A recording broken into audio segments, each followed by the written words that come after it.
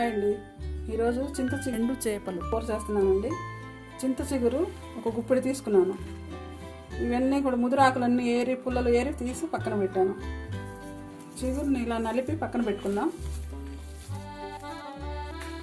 250 గ్రాములు తీసుకొని ఇలా శుభ్రం చేసి పెట్టానండి.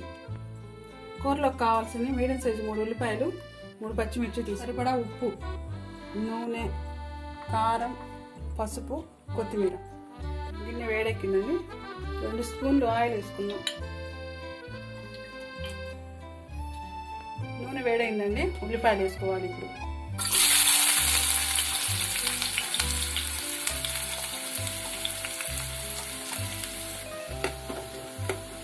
కరివేపాకు కూడా ఒక రెబ్బ వేసుకున్నామండి.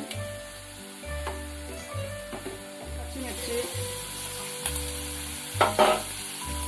కడిగి పెట్టుకున్న చేప ముక్కలు కూడా వేసి నూనెలో కాసేపు వేగాలి.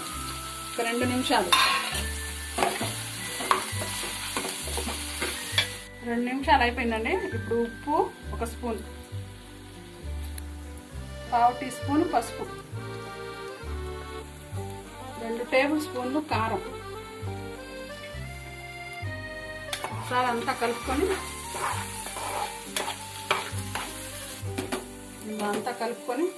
నీళ్ళు పోద్దాం. ఇప్పుడు 1 గ్లాసు నీళ్ళు పోస్తున్నాం.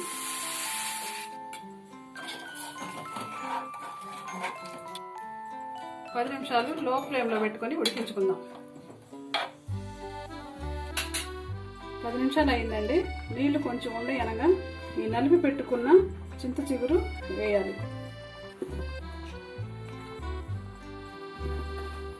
ఇదంతా కలుపుకోవాలి. కలిపి ఒక 2 నిమిషాలు లో ఫ్లేమ్లో పెట్టుకుందాం. మూత పెట్టి అంతా కలిపేసానండి. ఒక 2 నిమిషాలు లో ఫ్లేమ్లో పెట్టి మూత పెడదాం. నీళ్ళన్నీ అయిపోయాయండి కూరలో. ఇప్పుడు కొత్తిమీర వేసుకొని దింపేద్దాం.